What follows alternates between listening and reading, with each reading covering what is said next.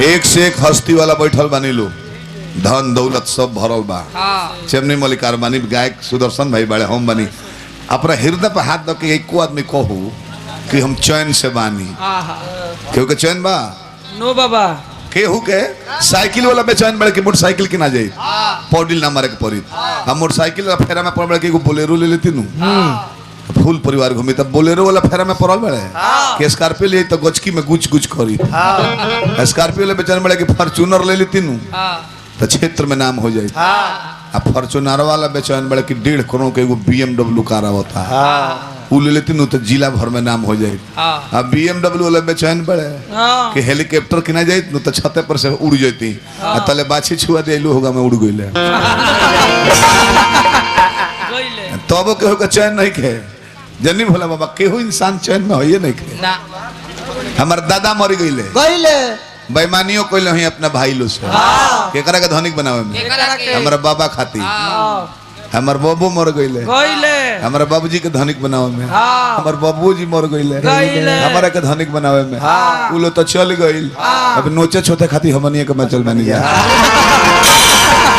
एक जमीन लिखाली पटना जमीन हो तो दिल्ली के फेर में लागल बड़े, दिल्ली हो गल तो बॉम्बे के फेर में लागल बड़े।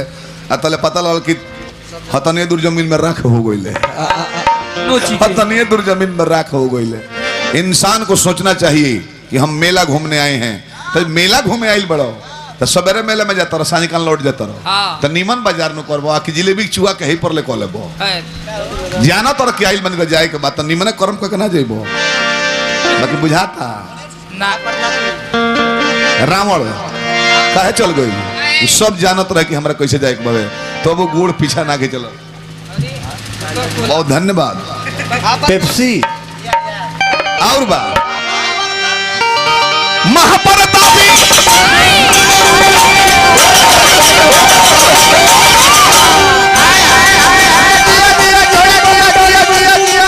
एक नंबर पर रिमझिम रही है डांसर। बाकी बाबा आप दबा ले लियो उनका के देह में सूरत में चारों ओर से आगा हो गए दबा ले लियो उनका के हमारा मत सिकरी बने तो हर जल्दी है कि मैं जानी के दादाजी महाप्रतापी अरे रावण रहे पापी ऋषिकुल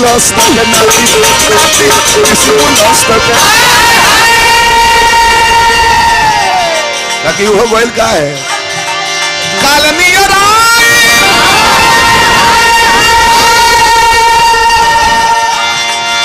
भक्ति भुलाई वापस भरे लगो झोला वापस भरे लगो झोला रे सब का मेला